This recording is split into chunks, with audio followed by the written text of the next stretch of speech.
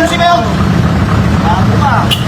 Nag-U-turn po kami sa Evangelista Corner, Pasco. Yung pong nakalabas na po kasi yung ulo ng fire truck namin sa main road. Bigla po siyang lumusot na yung sasakyan po ng pulis.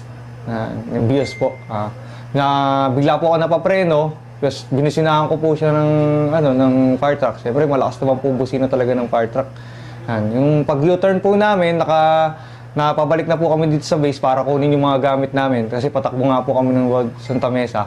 Yung po, ginigit-git na po kami ng pulis. Update sa naging viral road rage netong pulis at fire truck driver.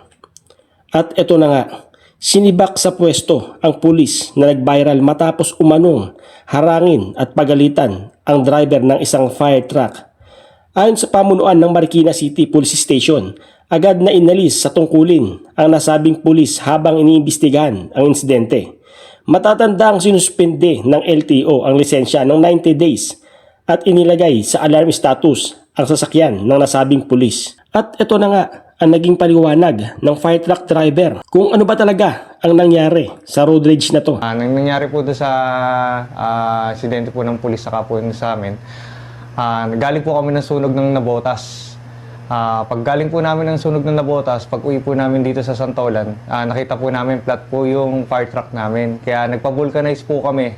Habang nagpapa-vulcanize po kami, bigla naman pong pagtapos naman pagpa-vulcanize, bigla naman po pumotok yung Bacood Santa Mesa, Manila, yung sunog po. Nag-U-turn po kami sa Evangelista Corner, Pasco. Yung pong nakalabas na po kasi yung ulo ng fire truck namin sa main road. Bigla po siyang lumusot na yung sasakyan po ng pulis. Yung Vios po. Na bigla po ako napapreno.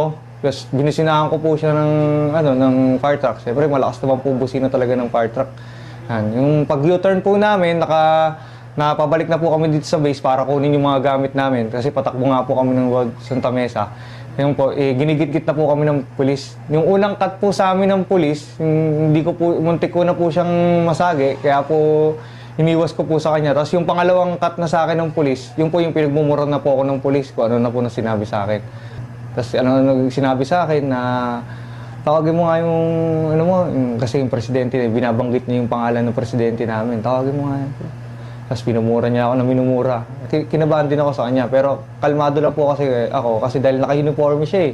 Tapos ang gamit niya pang private car. Naka-emergency vehicle kami.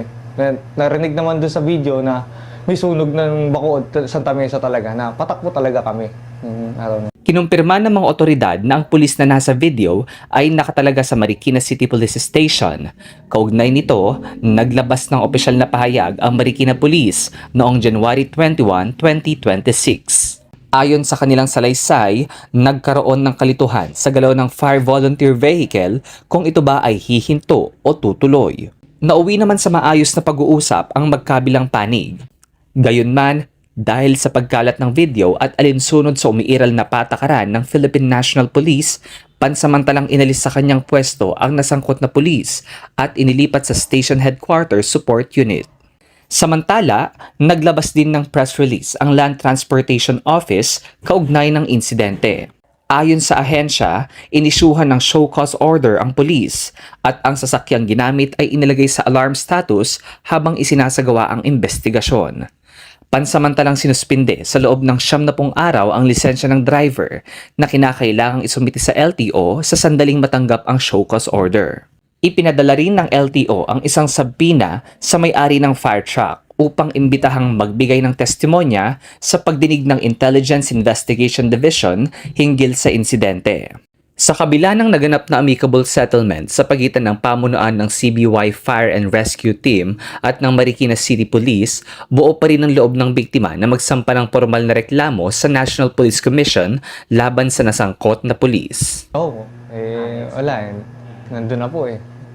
Sabi ko kung patatawarin ko yun, siyempre mamaya gawin nyo naman sa iba.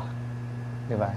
Siyempre, di porket police, diba, dapat naging maging mabait din kayo. Kasi katulad nga namin na volunteer lang kami, wala kami sahod dito. Pero tumutulong kami.